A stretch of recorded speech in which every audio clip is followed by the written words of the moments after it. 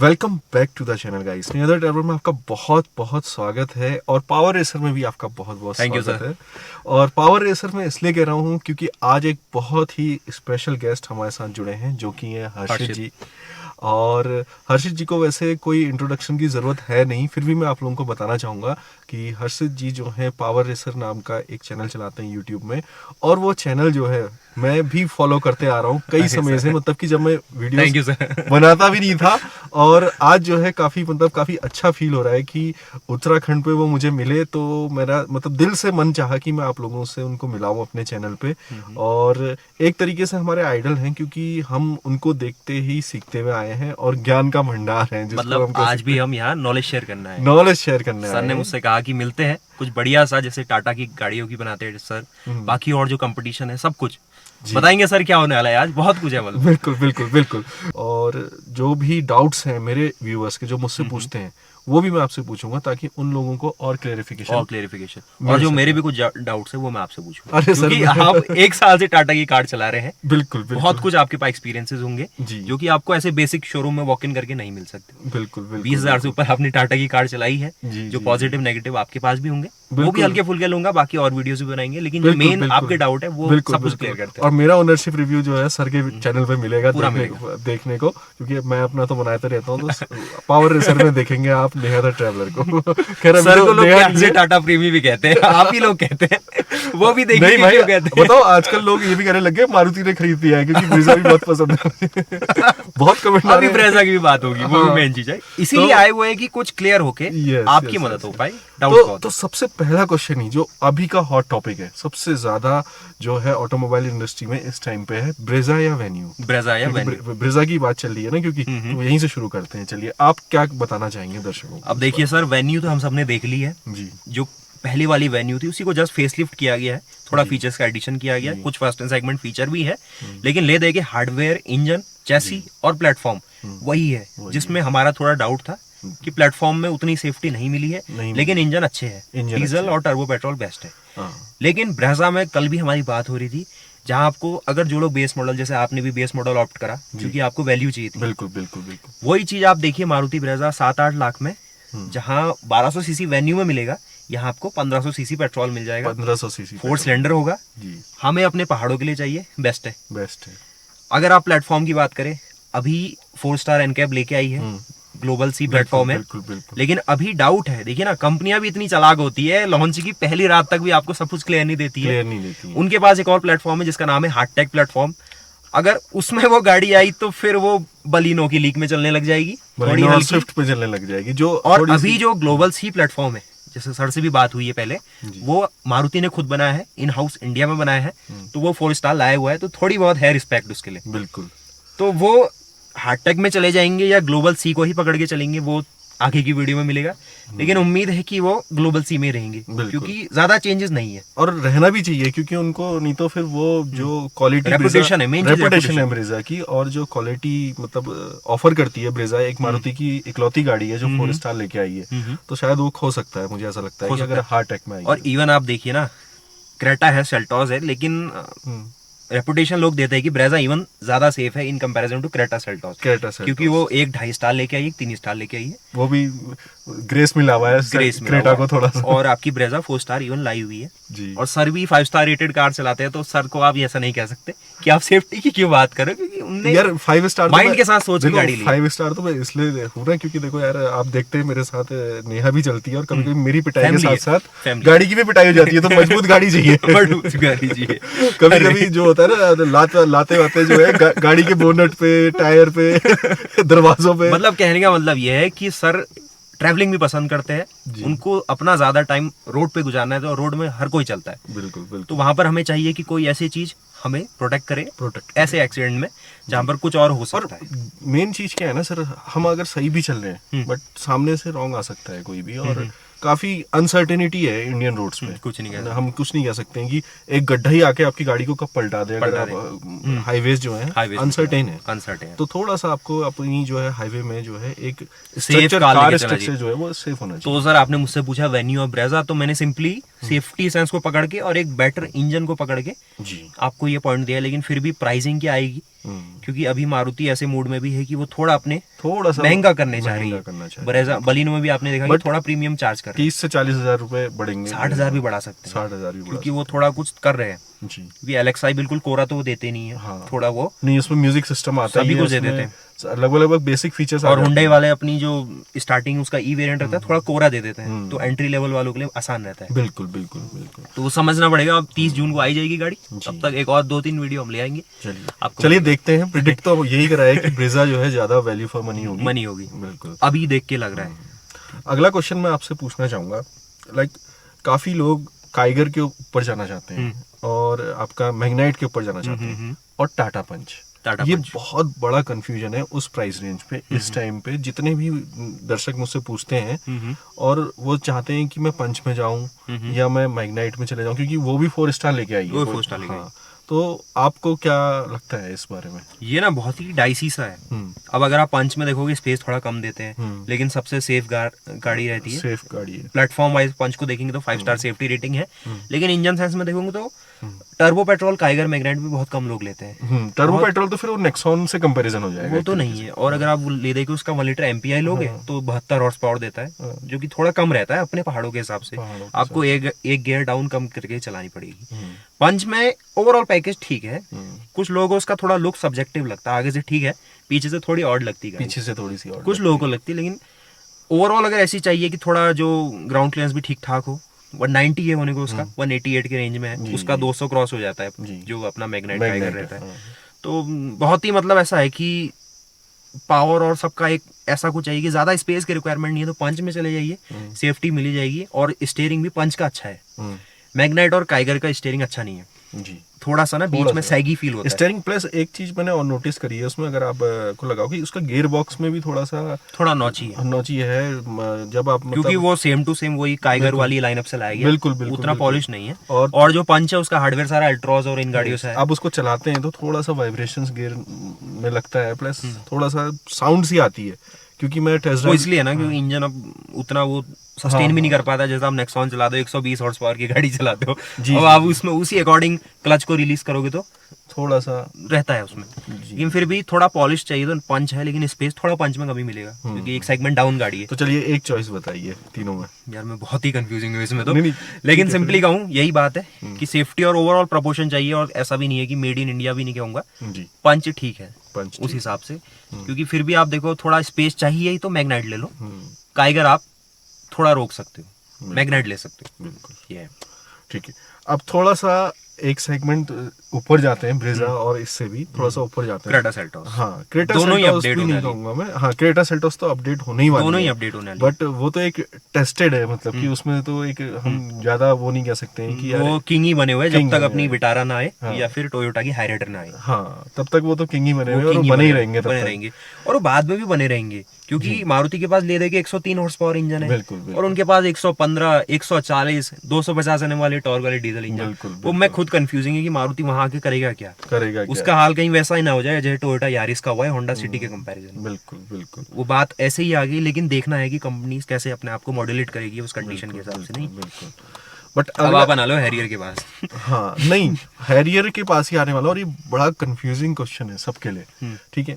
आपके पास है XUV 700, ठीक है, एक ऑप्शन आपके पास है 700, दूसरा ऑप्शन है आपके पास हैरियर सफारी, सफारी दोनों मतलब एक ही उसमें आ जाते हैं। और तीसरा है आपके पास हेक्टर भी है और कंपास फिर उनके लेगी जिसको भाई साहब कुछ नहीं सोचना है, पैसा देना है, गाड़ी लानी है और बेस्ट चाहिए। बिल्कुल, सोच दिमाग नहीं लगाना है, बेस्ट चाहिए। अब इसमें सबसे ज्यादा कंफ्यूजन क्या होता है, हैरियर और XUV 700 नहीं, उससे भी ज्यादा होता है कि मेड इन इंडिया कार पे जाया जाए या जीप जैसी, मतलब कि ऐसी कार पे जाया जाए, क्योंकि कोई प्रॉब्लम वाली गाड़ी नहीं है। नहीं, प्रॉब्लम्स है उसमें भी। स्टार्टिंग में देखा था जब वो गाड़ी लॉन्च हुई थी उसकी नकल ही बाहर आ गए थे, स्टीयरिंग नकल उसका बाहर गया। मतलब आपका ये कहना है कि एक पॉलिश प्रोडक्ट में जाया जाए या जो अभी एक डेवलप हो रहा है प्रोडक्ट, बिल्कुल जैसे कि अल्काजार कह सकते हैं हम, अल्काजार है साथ में। तो क्योंकि 700 के काफी रिव्यूज मिले जुले आ रहे हैं लोगों के जो वो खरीद रहे हैं। Negative कोई कह side। रहा है कि यार सस्पेंशन में दिक्कत है, कोई मतलब कि अलग अलग तरीके के मतलब माइलेज किसी को 8 का दे रही है डीजल होने के बाद, लेकिन मुझे लगता नहीं है कि 8 का आठ नहीं देगी, 11-12 में तब भी रुकेगी। हाँ मुझे लगता नहीं है कि वो, खैर वो रिव्यूज हैं लोगों के अपने अपने, बट आप क्या कहना चाहेंगे इसमें? मैं ये कहना चाहूंगा, मैंने दोनों को इक्वली तो नहीं कहूंगा, हैरियर को ज्यादा एक्सपीरियंस करा है, XUV700 को थोड़ा कम किया हुआ है, लेकिन फिर भी जितना भी किया है हैरियर थोड़ा ऐसा है। एक चीज के लिए 1 मिनट के लिए रुकूंगा आपको बस।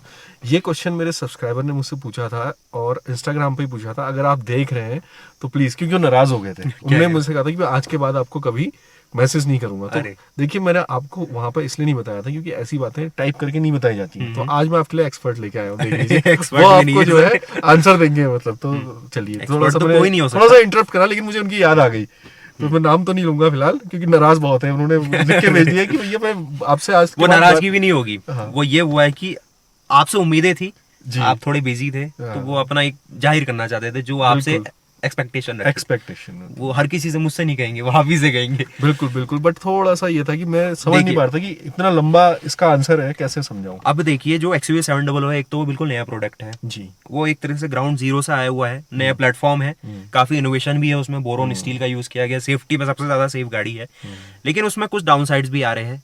जैसे उसके सस्पेंशन देखेंगे, कुछ लोगों को क्या लग रहा है कि स्लो स्पीड में तो बहुत ही कुशनी राइड दे रहे हैं, जैसी आप थोड़ा सा झटकों में कर दे रहे हैं या पॉट होल में डाले तो झटका भी दे दे रहे हैं, थोड़ा रह रहा है ना। बिल्कुल, वो इसीलिए रह रहा है क्योंकि जो सस्पेंशन यूज कर रही है महिंद्रा, थोड़ी सी ज्यादा इनोवेटिव वहां पर भी हो गई है।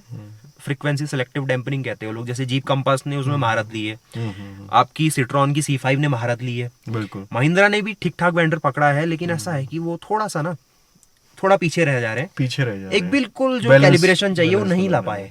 कुछ ऐसे सस्पेंशन होते ना जो एक बिल्कुल बैलेंस्ड आउट कर देते हैं, जो आप कहना चाह रहे हैं। तो वहां पर तो जो हैरियर है उसकी राइड क्वालिटी अच्छी लगेगी। स्लो स्पीड में वो भी जैसे नेक्सॉन थोड़ी स्टिफ लगती है वो रहती है, लेकिन हाई स्पीड में बहुत बढ़िया कॉर्नरिंग दे दी, स्टेबल भी रहती है।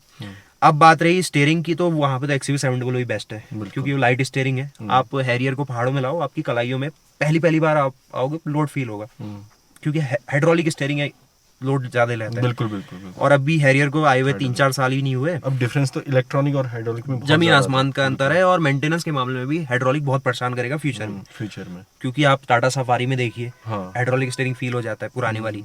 आप अगर याली देख लीजिए, शेवरले की क्रूज देख लीजिए, साथ ही आप याली गाड़ी देख लीजिए, होंडा सिविक, स्टीयरिंग की प्रॉब्लम है क्योंकि हाइड्रोलिक पार्ट है। जैसे JCB के आपको प्लंजर है, इन चीजों में दिक्कत आती है, वही चीजें सही। तो अब आपने पूछा इंजन डिपार्टमेंट में भी, वहाँ पे भी XUV आ गई है, लेकिन अगर आप गाड़ी में बैठेंगे जैसे आप अभी बैठे हो, इवन ये नेक्सॉन है, फिर भी मैं देख पा रहा हूँ कि इसमें XUV700 लेवल का ही हेडरूम है, उसमें थोड़ा हेडरूम कॉम्प्रोमाइज्ड है। और महिंद्रा उस तरीके की कम्युनिटी को टारगेट करती है जो हाइट में ज्यादा होती है, टर्बन पहनती है और थोड़ा बोल्ड दिखना चाहती है। बिल्कुल, फिर भी उन्होंने हेडरूम का उतना नहीं सोचा है, जिसमें अगर आप टॉप एंड मॉडल लेंगे तो सनरूफ इतना कुछ आगे तक अपने को ले आती है कि थोड़ा रहता है कि कंजस्टेड फील हो रहा है। हैरियर में बहुत खुला खुला फील देता है, लेकिन बस यही है कि थोड़ा डैशबोर्ड थोड़ा आउटडेट लगता है हैरियर का। लेकिन और बात ये भी है कि गाड़ी लगभग 2-3 साल तो रह चुकी मार्केट में, एक अपडेट पेंडिंग है उसका, तो अब 1 साल में आ जाए, आधे साल में आ जाए, फिर आपको रिग्रेट होगा कि हैरियर ले ली। अभी आप अगर XUV लोगे तो थोड़ा वो फील होगा आपको बिल्कुल कि कुछ पॉलिश नहीं हो रहा है, तो बहुत ही डाइसी है। अब अगर आप ऐसा है कि परफॉर्मेंस चाहिए तो XUV700 उठा लीजिए, थोड़ा रगड फील करना है, थोड़ा ऐसा है कि थोड़ा बोल्ड और थोड़ी ऐसी गाड़ी चाहिए तो हैरियर आप ले सकते हैं, और उसमें और प्रीमियम जाना है तो हैरियर में ऑटोमेटिक लीजिए। मैनुअल लेंगे तो आपके लिए मेहनत बहुत ज्यादा है, हार्ड है क्लच उसका, स्टीयरिंग तो पहले ही हार्ड है, गियर भी थोड़े बहुत नॉची फील होते हैं। तो ऑटोमेटिक लेंगे तो फुल ऑन आपको डीजल में परफॉर्मेंस दे जाता है। बिल्कुल सही। और ऑटोमेटिक बहुत शानदार है, कोई दिक्कत नहीं, पहाड़ों में भी चली हुई गाड़ी, हाईवे में तो बहुत बेस्ट है। ठीक है, ठीक। अच्छा, जो लोग अभी स्कॉर्पियो एन के बारे में सोच रहे हैं, भाई साहब बिग डैडी इज हियर। बिल्कुल, जो जिस तरीके से महिंद्रा ने उसको इंट्रोड्यूस कराया है, तो सही कह रहे हैं सर कि बिग डैडी इज हियर। तो आप उस बारे में क्या कहते हैं कि पहले वाली स्कॉर्पियो ज्यादा मतलब कि वो सच में बात करिए ना, वो स्कॉर्पियो क्या थी ना, वो इमोशनल फ्रंट में बनी थी जी। उस गाड़ी में एक ही चीज है, अब अगर आप जैसे उसका पहले जो M2 DCI इंजन आता था, M2 DCI इंजन था उसका, जो कि 2200 सीसी की रेंज में था, वो बहुत सही परफॉर्मेंस देता था, 4x4 का ऑप्शन भी आता था। लेकिन अभी जो है वो अभी भी ठीक है, लेकिन अब जो आने वाली है वो अलग चीज है, वो एक लग्जरी की ओर शिफ्ट कर दिया है। उसको लग्जरी नहीं कहोगे, उसका ऐसा हो गया ना, जो महिंद्रा ने अपनी अल्टीरा G4 के साथ जितना कुछ सीखा हुआ था वो उतनी सक्सेस ले नहीं पा रही है मार्केट में। वो 30-40 लाख की गाड़ी है, तो महिंद्रा कुछ ऐसा सोच रही है कि आपने देखा नहीं है जैसे वेन्यू लॉन्च हुई हुंडई की, उनने क्या करा कि जो पैलिसेड उनकी अमेरिका में है उसका लुक दे दिया। उसका लुक दे दिया। अब आप किसी भी आम आदमी से पूछो पैलिसेड क्या होता है, कोई नहीं पहचानेगा, कोई नहीं पहचानेगा। लेकिन उसके डिजाइन में कुछ इमोशन है तो आदमी पकड़ लेता है पकड़ लेता कि भाई कुछ प्रीमियम दिया हुआ है इन्होंने। वही कुछ महिंद्रा है स्कॉर्पियो में कर रही है कि जो उनने सीखा था, जैसी बॉडी डायनेमिक्स थी, जो लुक्स थे एल्टुरस के, बिल्कुल बिल्कुल सही कह रहे हैं आप। जो लग्जरी उनने दी थी उस समय तो लोग नहीं लेंगे, अभी भी नहीं लेंगे एल्टुरस अगर आ जाए, नहीं लेंगे बिल्कुल। लेकिन वही चीज अगर वो थोड़ा सा डाइल्यूट करके 15 से 25 के सेगमेंट में दे 25 दे के सेगमेंट में दे देंगे तो मार्केट पकड़ जाएगी। मार्केट पकड़ जाएगी। वही कर रहे हैं, काफी ज्यादा इफेक्ट और उससे फायदा हमारा ही है जी। मतलब कि हैरियर हो गई, सफारी हो गई, सफारी हो गई, इन सब की मार्केट उसको ये कहोगे ना कि कंपनी ने सीख लिया है गाड़ी कैसे बनानी है, लेकिन अब वो ग्राउंड लेवल पे आ रही है, मास मार्केट लेवल में आना चाह रही है, तो हमें लगेगा कि कुछ धमाकेदार आ गया है, लेकिन मेन मेहनत उनने वहां करी थी जहाँ अल्टूरस आई थी। अच्छा। बहुत शानदार गाड़ी थी। अच्छा, अब जो है एक ऐसा क्वेश्चन पूछ रहा हूँ जो कि कॉम्पैक्ट एसयूवी लेने के लिए जो जाता है कोई भी, तो उसके मन में ये डाउट हमेशा आता है, मतलब कि मेरे हिसाब से नहीं लगता मुझे कि कोई भी व्यक्ति आज तक गया हो और उसके दिमाग में क्वेश्चन ना आया हो, क्योंकि ये सबसे डाउटफुल गाड़ी है इस सेगमेंट की, कॉम्पैक्ट एक्सयूवी की, वो है नेक्सॉन। काफी ज्यादा डाउट्स रहते हैं लोगों को, और काफी अभी भी मैं चला रहा था, बहुत डाउट्स मेरे हो गए थे स्टार्ट होते ही। जी। और लेने वाला जो होता है उसको भी मतलब कि वो 2-3 महीने तक रिसर्च करके ही लेता है इस गाड़ी को, और डरा भी रहता है काफी। तो इसके बारे में थोड़ा सा लोगों को बताने की कोशिश करें, क्योंकि मेरे से अभी भी एक तो ऑटोमेटिक का डाउट बहुत पूछते हैं लोग। अब सर डिपार्टमेंट ही आपका है। जी। नहीं, पर मैं तो बताता ही हूँ ना, बट आज जो है आप उस बारे में क्या अब ऑटोमेटिक में ना पूछना भी सही है, क्योंकि एक तो एएमटी है बिल्कुल। और थोड़ा बहुत जर्की भी है, हल्का फुल्का है, या तो टॉर्क कन्वर्टर हो जाता, वो एएमटी में फंसे हुए अभी भी, वो बात सही है। अब आपसे लोग पूछते होंगे इंजन की रिलायबिलिटी, क्योंकि सस्पेंशन और ये जो बॉडी का पूरा प्लेटफॉर्म है वो तो रेटेड है, उसमें कोई दिक्कत नहीं है। बाकी आपसे पूछा जाता होगा इंजन कितना रिलायबल है, माइलेज क्या दे रही है, एनवीएस लेवल क्या है, वाइब्रेट कितनी करती गाड़ी, और रिफाइंड कितनी फील होगी, और क्या ये वेन्यू और ब्रेजा के इंजनों से अच्छी है। यही है क्वेश्चन ले देंगे। रिलायबिलिटी सबसे बड़ा क्वेश्चन होता है। अब अगर आप दिक्कत तो नहीं आएगी गाड़ी में। अब देखिए ना, नेक्सॉन का मैं कहूंगा एक उत्पत्ति कहते हैं ना, कहाँ से स्टार्टिंग हुई थी, वो थी टाटा जेस्ट से 2015-16 की रेंज में। बिल्कुल। उसमें इन्होंने जेस्ट निकाली 1.2 आपका जो टर्बो इंजन कर दिया था, जो कि आपका एमपीआई इंजन था, उसमें टर्बो, लेकिन 4 सिलेंडर था वो 4 सिलेंडर था। सर ने सही चीज पकड़ी, उस 4 सिलेंडर को इन्होंने सोचा कि अगर जेस्ट में आ रहा है तो वहाँ जेस्ट में मैंने खुद भी चलाई, वो 13-14 से ऊपर माइलेज नहीं ला पाता था पेट्रोल में। यहाँ से हल्द्वानी से देहरादून जाए हम, 13-14 के माइलेज में वो फंसा रह जाता। लेकिन जब इन्होंने 3 सिलेंडर का आर्किटेक्चर लाए तो सिंपल सी बात है, फ्रिक्शन लॉसेस कम हो गई, पूरा इंजन का एक तरीके से मास भी कम हो जाता है, जो रोटेटिंग मास है।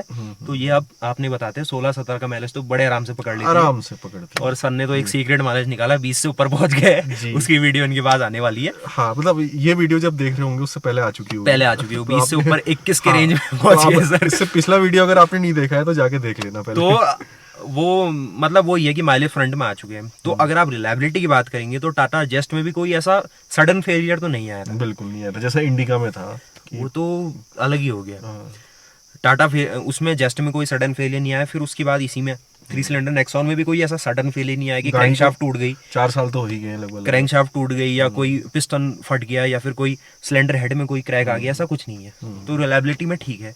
अब आप बात करेंगे एनवीएस लेवल की, तो एनवीएस लेवल में थोड़ा है, वो आप भी मानते हैं बिल्कुल, क्योंकि अब वो एनवीएस लेवल में ना बहुत तरीके से होता है। अब मैं अगर आपको टोयोटा की एक रिसर्च समझाऊंगा तो टोयोटा कहता है कि एनवीएस को कंट्रोल करने में सिर्फ इंजन जिम्मेदार नहीं होता है, जो इंजन की माउंटिंग्स होती है मेन चीज, जो टोयोटा जो माउंटिंग चूज करता है, इंजन माउंट्स, वो अगर फेल हुई या फिर वो अगर अप टू द मार्क नहीं है तो इंजन, आप बीएमडब्ल्यू हो, रोल्स रॉयस हो, उसका वाइब्रेशन भी आपको फील होगा।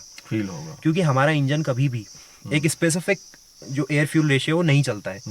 थ्योरेटिकली तो 14.7:1 का होता है, लेकिन यहाँ पर जो रेशियो है वो अपने हिसाब से चेंज होता है। कभी रिच चलेगा, कभी लीन रेशियो होता है, कभी बिल्कुल जो साइकोमेट्री है उसके हिसाब से चलेगा। तो टाटा ये भी करता है कि इनका आपने देखा होगा, चाहे आप देखिए अभी XUV700 और हैरियर की बात आई थी, कि मैंने ये भी एक पॉइंट बताना भूल गया कि हैरियर आपको ज्यादा माइलेज देगी क्यों देगी? क्योंकि वो थोड़ा सा ना लीन बर्न होता है। वही आप महिंद्रा देखेंगे, XUV700 हमेशा कम माइलेज देगी। अब आप ये भी कह सकते हो 200 सीसी ज्यादा इंजन है, लेकिन फिर भी डीजल में 200 सीसी नेग्लेजिबल होता है। बिल्कुल। तो माइलेज फ्रंट में महिंद्रा इसीलिए पीछे रहती है क्योंकि वो थोड़ा सा लीन बर्न, वो ज्यादा रिच बर्न करती है। रिच बर्न करती है। जो डीजल और एयर फ्यूल का मिक्सचर वो ज्यादा रिच बर्न होगा। जैसे ही आप एक्सीलरेटर दोगे तो परफॉर्मेंस मिलेगी, सडन आपको पुश, तुरंत कोई टर्बो लैग नहीं मिलेगा, रिच बर्न होता है। और जहां इंजन रिच बर्न होता है वहां वाइब्रेशन नहीं होती है, बिल्कुल, क्योंकि उसको पूरा खाना मिल रहा होता है। पूरा खाना मिल जो अंदर उसका कंबशन होता है, जो उसकी हीट वेव बनती है, जो स्ट्रगल नहीं कर रहा होता है, जो फायर का अंदर बनता है ना, पूरा हीट वेव बनी है जिस हिसाब से। जो अब कंप्रेशन इग्निशन है, एक साइड से उसका स्टार्टिंग होगी पूरा सिलेंडर में, जो फ्लेम में ट्रेवल करेगी। जहां पर लीन बर्न होगा वहां पर अनइवन होती है, तो उस इंजन में आपको थोड़ी बहुत वाइब्रेशंस फील होगी। वो वाइब्रेशन ऐसी नहीं है कि कोई अंदर नट या बोल्ट नाच रहा है, वो इंजन के कंबशन के ऊपर डिपेंड है। जो कंबशन हो रहा है एयर और फ्यूल का, वो किस हिसाब से हो रहा है। टाटा चाहे इसको अगर रिच बर्न कर दे तो रिफाइन हो जाए। आपने देखा है हुंडई की गाड़ियां रिफाइंड रहती है, क्यों रहती है? क्योंकि उसमें थोड़ा जो एयर फ्यूल का मिक्सचर थोड़ा रिच रहता है, फ्यूल थोड़ा ज्यादा रहता है जी, लेकिन माइलेज कम होता है। ये बहुत बड़ा मतलब अंदर का डाउट है। हाँ। और मतलब ये टोयोटा ने क्लियर करा था, स्पेसिफिकली अपनी रिपोर्ट दी थी, और दी थी टोयोटा कैमरी के लिए। अच्छा। क्योंकि हाइब्रिड गाड़ी है, उसमें तो फ्यूल का वो लोग कतरा कैलकुलेट करते हैं। अच्छा। टाटा अपनी माइलेज देने के चक्कर से भी थोड़ा बहुत माइलेज और परफॉर्मेंस एनवीएस लेवल में आपको ऐसा लगता है कि इनका इंजन खत्म है, लेकिन वो सारा कंबशन का खेल भी है। इसके लिए एक पूरा इंजीनियरिंग अगर आप लोगे तो टाटा कहीं वैसे फेल नहीं है। हार्डवेयर के डिपार्टमेंट में आप सोचोगे इंजन खत्म है। इससे इंजन लाइफ में कोई इफेक्ट पड़ेगा? इंजन लाइन में लीन होने से इफेक्ट पड़ेगा, लेकिन उसको संभालने के लिए कूलेंट है, उसकी प्रॉपर कूलिंग हो रही है। आपने एक वीडियो देखी थी रवि जी की, पंच लेके गए थे, पूरा वो रेडिएटर क्लॉग हो गया, ओवर हीट हो गया इंजन। बिल्कुल, वो तो नेचुरल सा है, लेकिन उसको बचाने के लिए ईसीयू है। जैसे ही वो ओवर हीट होगा, वो उसके सारे जो एक अपना लीप मोड में चले जाता है कि भाई साहब इससे ज्यादा पावर नहीं दूंगा, 2000 आरपीएम तक चलना है, चलो ये तो खड़े हो जाओ। लेकिन मेन चीज वही है कि टाटा के इंजन थोड़े से लीन बर्न होते हैं, जिससे थोड़ा सा कंबशन अनइवन रहता है सिलेंडर के अंदर।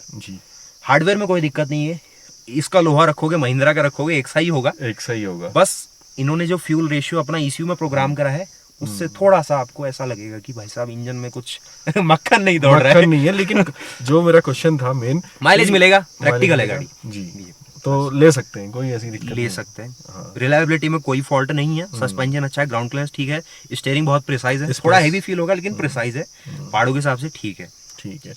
कैबिन स्पेस भी आपको अच्छा खासा मिल जाता है, कंफर्ट भी अच्छा खासा ऑफर, कुशनिंग भी ठीक ठाक है, कुशनिंग भी सही है। तो गाइस आपने देखा, मतलब अभी तो क्वेश्चन हमारे मतलब अरे बहुत सारे खत्म नहीं हुए, बहुत सारे हैं, मतलब कि आप मतलब कमेंट करते रहिए, हम थोड़ी और शॉर्ट वीडियोस भी ऐसे लाते रहेंगे। वे भी ऐसा आने वाले समय में ऐसा मौका मिलेगा तो मैं वीडियो जरूर लेके आऊंगा, और आप लोगों के द्वारा पूछे गए क्वेश्चंस ही जो है उनका हम क्लैरिफिकेशन करने वाले हैं। तो आई होप आप लोगों को ये वीडियो पसंद आया होगा, और चैनल को लाइक, सब्सक्राइब और शेयर जरूर कीजिएगा, और इंस्टाग्राम पे नेहा द ट्रैवलर पेज को भी फॉलो कर लीजिएगा। तो मिलता हूँ आपसे अगले ऐसे ही इंफॉर्मेटिव वीडियो पे।